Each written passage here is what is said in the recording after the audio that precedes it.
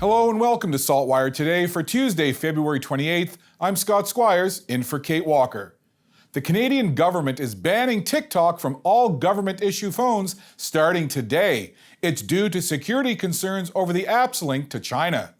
Prime Minister Justin Trudeau said last year that communications security establishment is watching the platform very carefully.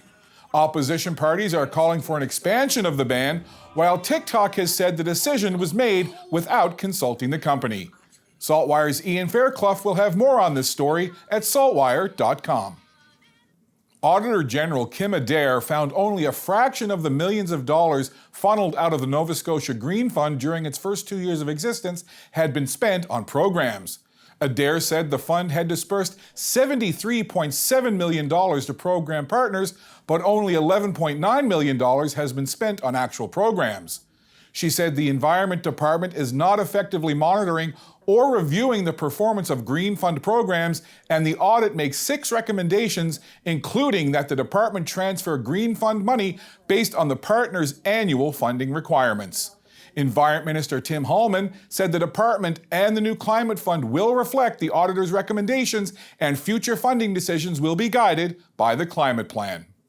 Francis Campbell has more on the AG's report at saltwire.com.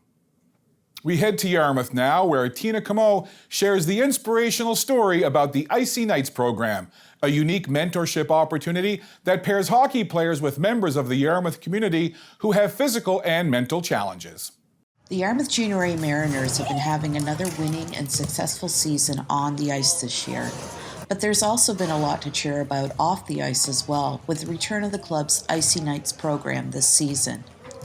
Icy Knights has been going on for a long time, having begun in the early years of the club's franchise in Yarmouth. The program sees the hockey players buddied up with special needs youth and young adults in the community who have physical and mental challenges. They gather weekly to partake in activities together. The home base for the program this year has been the gymnasium at Port Maitland Elementary School in Yarmouth County. This year marked the first year of the return of the program since before the COVID pandemic. Mariners head coach Laurie Barron says Icy Knights is an important and meaningful part of the Yarmouth Mariners team, which strives to give back to the community, fans, and families. The program gets high praise from the players and the participants who enjoy the weekly gatherings. So what have you guys been doing at Icy Knights this year? Hockey, baseball, soccer, and then the boys. It's good getting to hang out with all the participants and see how happy they get. We all look forward to coming here. Yeah, me too. Do you like Icy Knights? Yes, I do.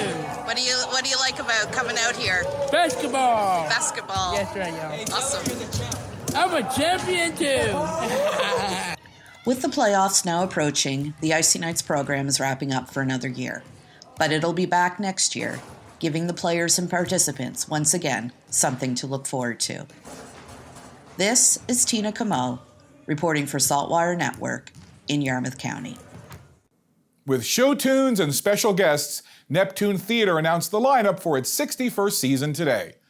Lord of the Rings stars Billy Boyd and Dominic Monaghan will star in Rosencrantz and Guildenstern Are Dead next January. We are very, very excited to come to Halifax to the Neptune Theatre to do Rosencrantz and Guildenstern Are Dead. You've been there before, haven't you? You've seen a play or two there. I have. I love going to Halifax. I've worked there a few times on different productions, and I always go to the Neptune to see a play. The last time was Rocky Horror Picture Show, which was fantastic. I bet it was, and I can't wait to see maybe some of the restaurants of Halifax. Maybe we'll do a little bit of outdoorsy, maybe some fishing, maybe we just don't know. It's a great place, Nova Scotia. Cinderella is back after 5 years as the blockbuster holiday show, and Jonathan Torrens will take to the stage for the first time in The Play That Goes Wrong. The Play That Goes Wrong is the intersection of what I personally find funny, overconfident and underqualified. Those are, it's a through line in all the characters that I've ever played. This is a venue in which I have never performed, theater and Neptune specifically. And at my age, I'm looking for kicks, things I've never done before. And this was slightly terrifying. To be perfectly honest, there were a couple of scheduling issues. And when the ducks all lined up, I ran out of reasons to say no and had to have a talk with myself and confess that I was actually a little bit scared. But that's good. That's when the growth happens, right? The theme of the new season is It's Time, as audiences are returning to the theater in a big way. SaltWire's Jen Taplin has the details on the new season at saltwire.com.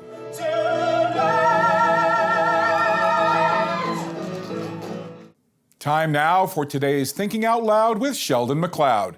Today, Sheldon chats with Robert Hewish on the Canadian government TikTok ban and China election interference. Is TikTok the, subversive force that people suspect it is?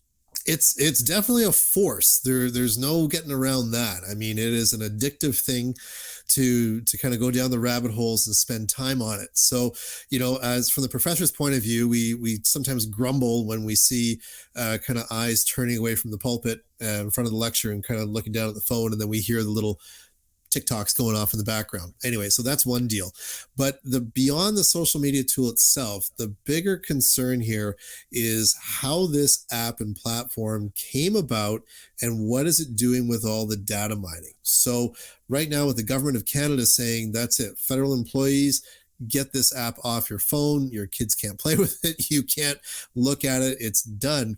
This is coming from echoing a concern, I should say, that other governments have also expressed. So in particular, Australia got a little bit sensitive to this back in the fall of 2022 when they realized that the data mining capabilities of TikTok were something that could put Australian federal servants at risk. And this, again, is coming on the backswing of proven interference that China has had in Australian and New Zealand elections. To watch Sheldon's full interview, click on the opinion section at saltwire.com, and while you're there, click on the podcast link for Sheldon's podcasts. SaltWire is a proud sponsor of the 2023 Prince Edward Island Canada Games, and on today's Atlantic Sports Wire, Jason Simmons has the story of a Team PEI curler who is curling in the honor of someone who is very important to him. When Davis Nicholson walks out on the curling ice for the 2023 Canada Winter Games, the 17-year-old New Glasgow PEI resident will be thinking of someone special, his late grandfather, William Nicholson.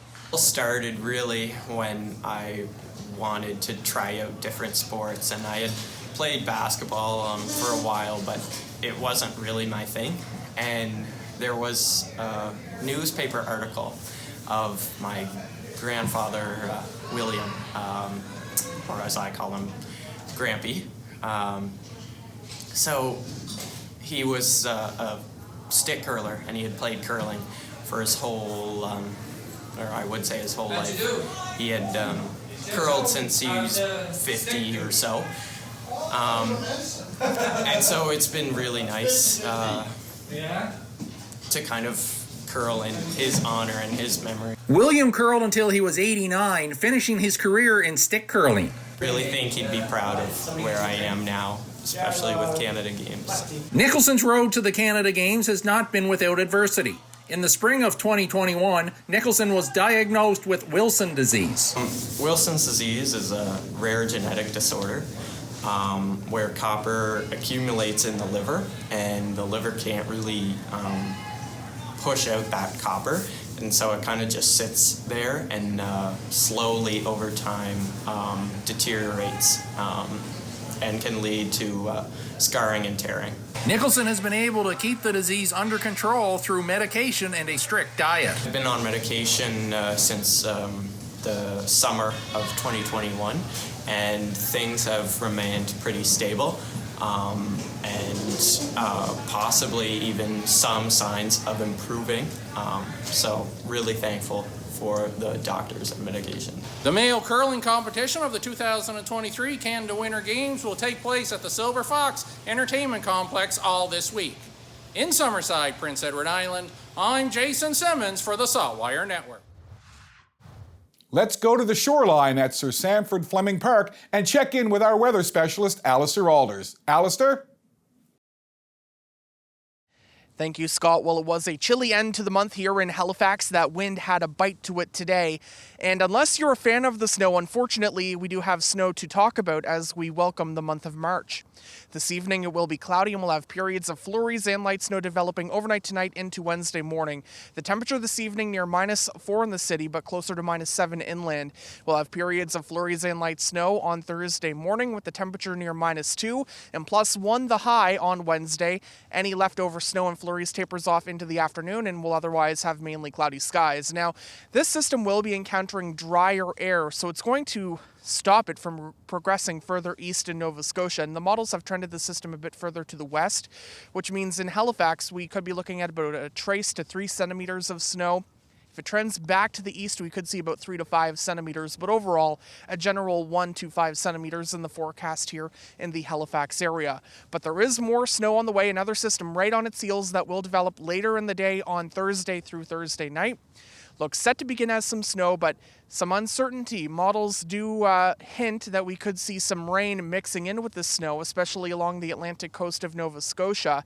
And just if we do see that mixing, how much of it occurs would impact how much snow we get right now, going with a general 5 to 15 centimeters, but that is very much dependent on the track and how much rain, if any, mixes with the snow. So I will be keeping a very close eye on it, and of course we'll have updates over the next few days. Scott. Thanks, Alistair.